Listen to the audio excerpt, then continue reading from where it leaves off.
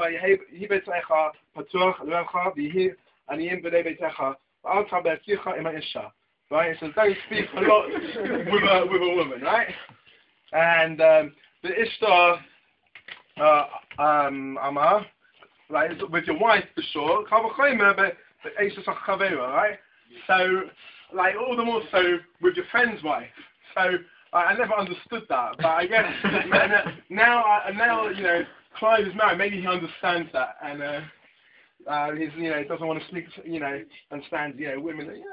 It's alright, you can have a night off, anyway. No. I like to be a bit light-hearted, right? We'll get to in a minute, Fine. So, one thing that I always notice whenever I'm with Clive is always his speech. Like, and not like when Diane Weston was speaking, or I think it was Diane Weston when he was speaking at the wedding, and he compared Clive to Moshe Rabbeinu, and he said no, it's not the speech impediment, and also that's not what I picked up in Clive as well. It's not something to do with that, but rather whenever Clive speaks, he always has he's always telling he really means what he's saying.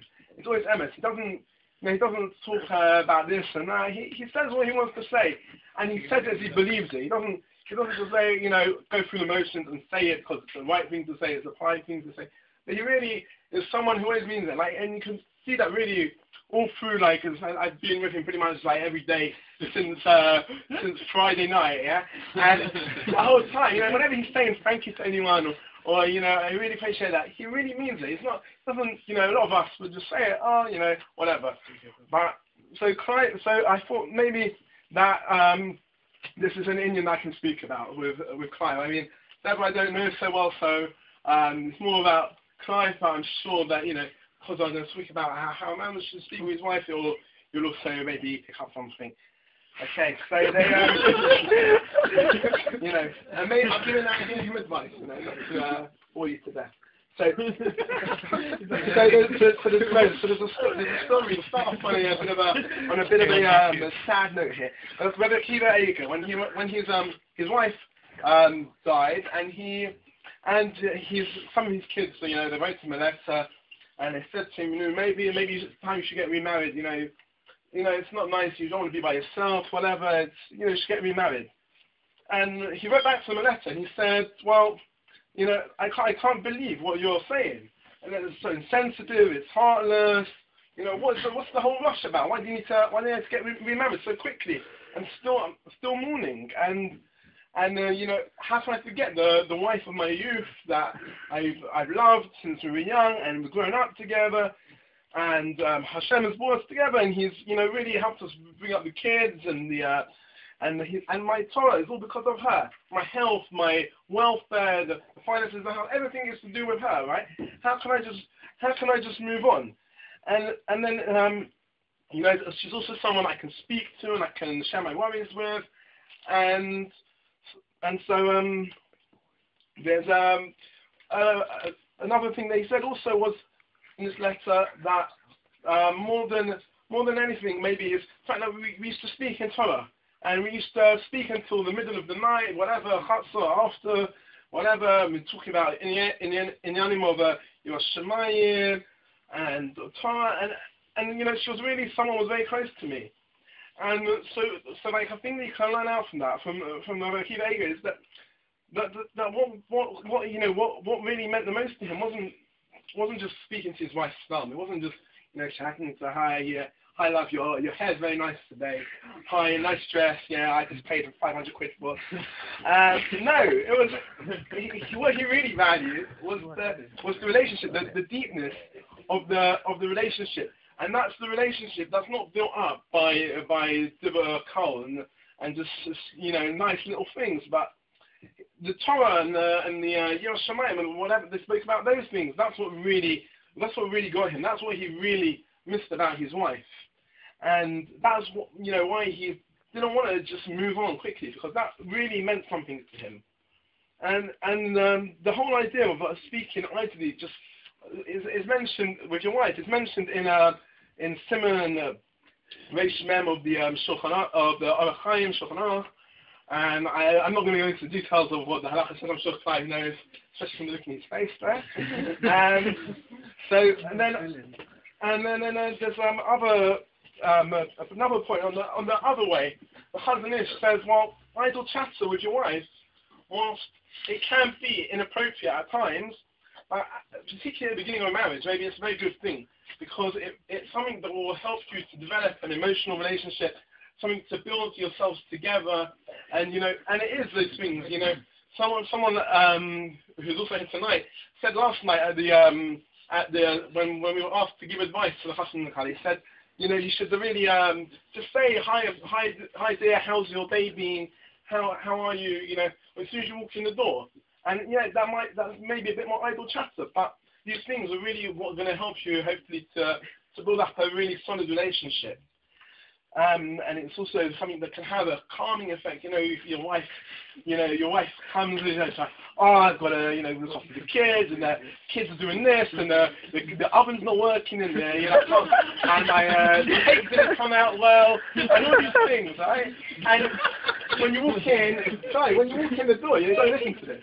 When you walk in the door, she's not going to want you to start giving her a whole share of, the ear or, whatever. She's going to want you to say, okay, dear, I'm sorry about that, how can I help you, if we can fix this, whatever. I'll hire someone okay? It's about fixing. Yeah, fix in the oven, whatever, or you'll just get her dad round and he'll do it.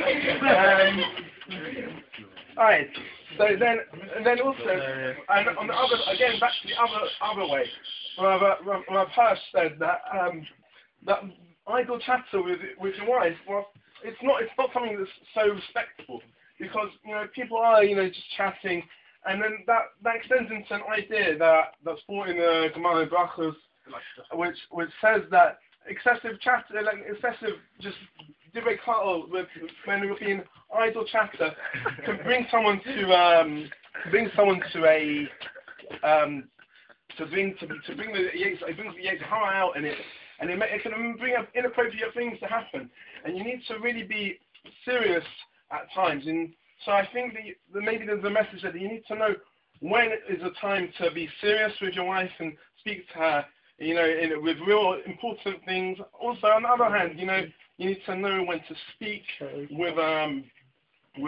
be patient and calm and understanding. And I think that's something that Clive really has, and I'm sure it's not going to be a problem for him. And then to tie it all into this week's parsha, it's going to bring the parsha. I was speaking to Rabbi, and I said, I've got to speak at the Sheva Brachos, what do I say? So look at the past. Yeah, don't worry. I mean, I can afford that myself, but whatever. So I looked in the parsha as he told me to, and in this week's parsha, we have the second paragraph of the Shema, and it says, I don't have it in front of me, but it says, Dvar Torah, right? And it says you should, and what it's saying is, Rashi explains that when your daber is talking about Dvar Torah, and as soon as your children are able to speak, then that's the time you should start teaching them Torah. And if you do that, then if you don't do that, then they won't be. Then basically, it's as if you're burying them. You're not giving them a life. You're without the Dvar Torah, which is something that is so. You can see so much in Clive and Deborah that they're both into the Dvar Torah. Yeah, all the time. Whenever you speak, no, seriously, you can't speak to Clive without getting a little Dvar Torah here or there, right? And so, and with that, then and Rashi says, and with that, then you'll multiply, and your children will be, from children and b'nei Torah, and so that's maybe the bracha I'm trying to give to you, that you should always know how to speak and when to speak, and you should say the right things, and then that way you should have a solid relationship that is built on a real basis. And you should have children that are real b'nei Torah and banot Torah as well. Don't attack girls. And with that, I will let you finish your meal.